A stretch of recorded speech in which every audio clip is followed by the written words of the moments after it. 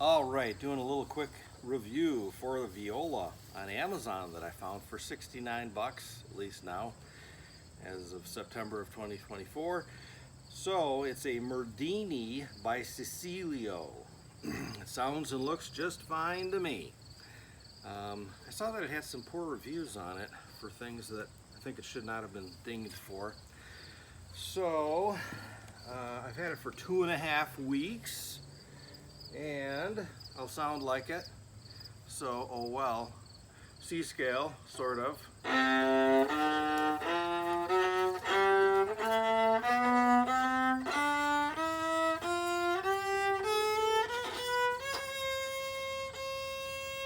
And my wife is smiling and laughing, so if the camera's kind of jiggling around, don't worry about it. Yeah. Anyway, my playing's not so great, but yes, it sounds perfectly fine to me.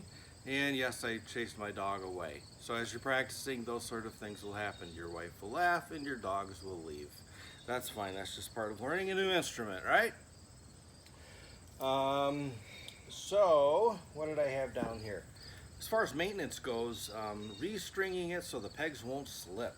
I saw negative comments on Amazon about the pegs just don't hold the tune.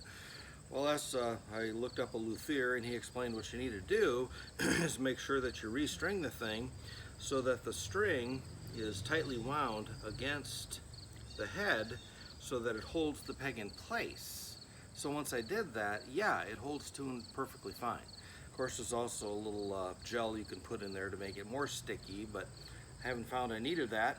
And the fine tuners too, they work just fine. Strings, you know, I mean, you heard it, sounded decent to me for a beginner for 69 bucks. What the heck are you complaining about?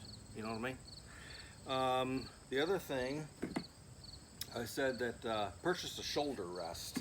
So it does not come with a shoulder rest. I bought a cheapie, $12 one, which is sort of okay, but then I got this other one, 25 bucks about, by Everrest, that all the pros mention. So that's the shoulder rest, and that made a big difference. And the other thing that was super helpful was getting rid of the shoulder rest here. So it came with a shoulder rest. You know, it goes on right here like that, and that's just very simple to unscrew it there. You know, just loosen it up there, so you can pop this thing off. And in doing that, you're able to hold it right up to your shoulder. For me, very comfortably. But the pros say, people I've been listening to on YouTube, that the chin rest that you get with whatever, viola or violin, in all likelihood is not going to be good for you. So they actually have these things like tailor-made to their necks. Or you can find what your measurements are and get one that probably is going to work well. But, you know, it depends on the length between your chin to your shoulder blade, and we're all different that way. So once I took that thing off and I put this thing on, oh my goodness, because you're supposed to be able to hold it just fine like that. So you're not supposed to be holding it up by the hand here like that. So, my hand position, though I know is poor, my bowing is poor, but you watch YouTube videos by pros. And at least you can see what it should look like. And, you know, yeah, I'd like some time to even just take 1 month lessons with a good teacher who can clear me up before I form too many bad habits. So what else? File and sand or cut maybe 1/8 inch off of the bridge. So just like if you buy a guitar, I taught guitar for 7 years, and well, in high school I played upright bass, so I had a little bit of feel for a bowing. But anyway, it's just standard maintenance on a guitar or whatever. You got to set it up. So the same thing here. So people complain, oh, the strings are too high off the neck. Well, no duh, you know. It's not set up nicely for your taste. So, but it's not terrible, you know. I mean, I played a C scale, sort of. And what I would like to do, though, is they don't give you much. They give you an extra bridge. They don't give you much room there to shave off at the bottom. But you watch a luthier and, you know, follow the same contour here, and I saw one guy doing it like with an X-Acto knife without any measuring instruments. But yeah, I wouldn't be in that category. So I would just use a marker and mark, you know, along this and then I can see how far down I'm going. And I suppose I try 1/8 of an inch, and you know, maybe I'd start off with a knife, maybe then I'd go to a little plane, you know, so you got a plane there that you can work something against, or you know, maybe I'd maybe even an electric sander that I could just kind of run this thing over, see how far down I'm going. That would make it feel better for playability. And what else do we have? Take off the chin rest. Yes, big difference for me. YouTubers I've learned from, strings with Dr. Solbaran. She was awesome. Just takes you right from the beginning, step by step. And then Ronald Houston. And these are pros, you know. She's got her PhD there in music. And Ronald Houston, he teaches at somewhere at a university in Dallas. And then Laurel Thompson, she's published widely a lot for Strings magazine. So these are people who know what they're talking about. I certainly don't, but I can learn from them, and so can you. So in like 3.5 weeks, wow, I mean 2.5 weeks. In 2.5 weeks, I felt like I'm kind of identifying with this thing and enjoying it, learning a lot. In a book that I'd certainly recommend, that others have recommended, is Essential Elements. Gives you all the fingerings there for the different positions. So anyway, it's looks like that right there. And fantastic book. Essential Technique for Strings, Viola, Book 3, Hal Leonard, Essential Elements. Awesome. Very helpful. And then, but then to play pieces that maybe I'd like, instead of like Michael Row Your Boat to Shore, When the Saints Go Marching In, and other classics, right, that you get from children's method books. 101 Classical Themes for Viola. So it says for viola. I mean, of course, you could play in the treble clef if you already know that, but the viola is in the alto clef. So for, you know, you want to play a C note, well, on the alto clef, it'll look like it's saying a B note, right? So not a lot different than the treble clef, not a big deal to learn. So yeah, first I just like to read through this and write down note names, and on one of the songs I'd write down the strings that some of the notes are on, and give myself a little help there. So what else do we have here? Yeah, by the way, the bow works just fine, comes with rosin. The case, you know, here's the case, looks great, works just fine. I mean, this attaches by Velcro is all. That's not something you'd want to rely on, but you know, it zips, so just zip it up on the sides. Your viola doesn't come plopping out on you, you're just fine. The case is fine. The value at $69 is insanely great. Okay, so what else am I doing? Memorizing the location of all of the C, G, D, and A notes. So being a guitar player, you know, I just put my leg up and hold it like a good guitar player, and well, that's not so great, but anyway, you know, so there's C, G, D, A, they're tuned in fifths. So here's the C, and the octave, you realize is, you know, there, and whoops, there's the other C, and D, E, F, G, A, B. There's the other C, and there's the other C. So anyway, you do that for each of the open note names, CGDA, to, you know, map out the neck, and you realize you gotta hunt a little bit there, like I was doing, until you get used to it.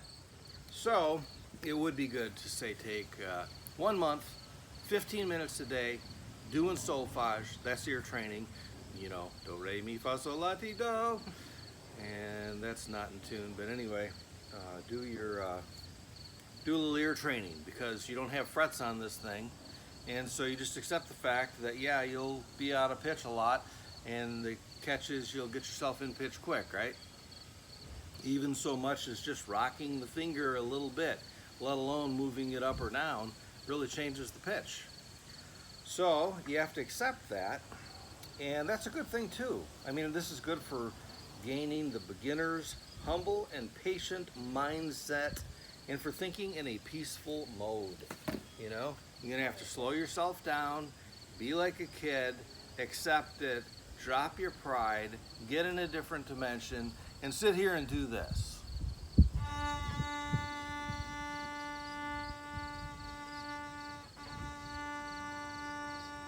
and so on. So you notice that it's kind of jaggedy. So you're really paying attention to the way that you sound and to the way that you hold the bowl. You know, so I wasn't holding it quite right there. Fingers 2 and 5, you know, held together. Finger 1 at the main knuckle sticking over. This thing here, one of the teachers, Dr. Salbaran, said to use a rubber band there. Keep your finger there and place it first. Pinky on top of the bow. There you go. So I mean, just that kind of attention to detail. And then to practicing other bowing strokes, you know.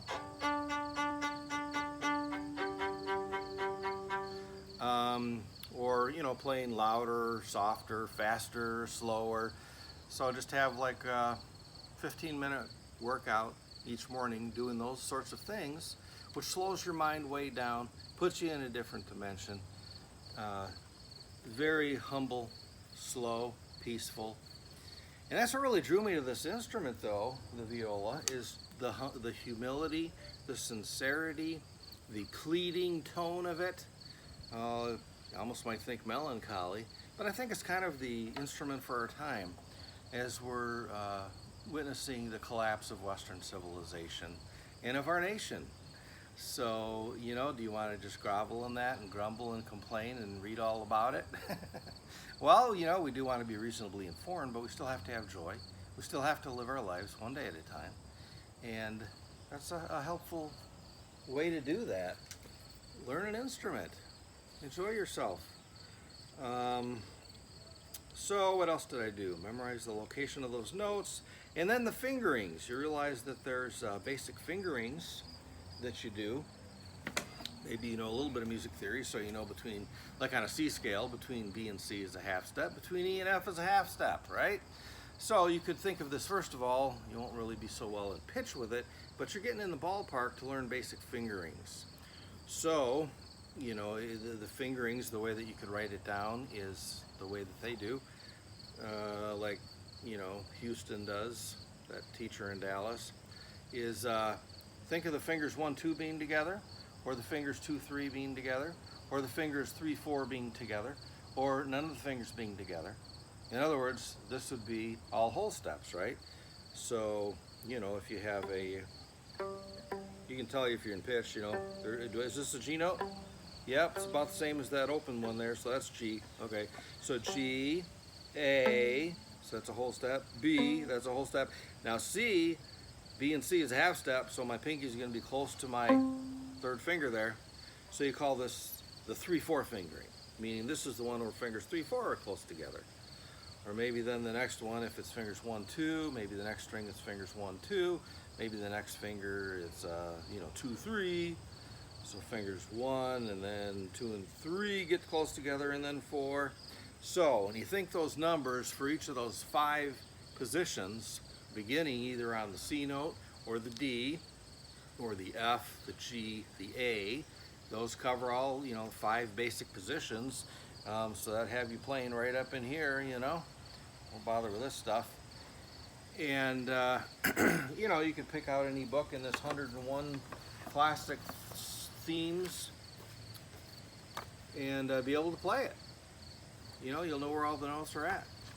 And with your bowing that you're doing every day, you know, another thing that you're practicing every day is simply string crossings. So I mean, you're just simply going like that, like with all the strings, you know, or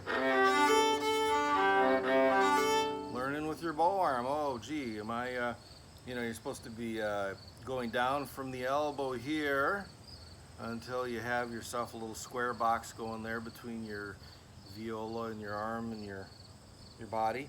And then from there, I mean from here now, going down is from the elbow. And then going back up from the elbow, but then going more from the shoulder. So a lot of attention to detail there that you can enjoy, do a little bit every day. You know, maybe half hour a day, maybe 20 minutes a day, maybe an hour a day, whatever. Enjoy yourself. So yes, I highly recommend this viola. And again, the name was Mendini by Cecilio. That's it.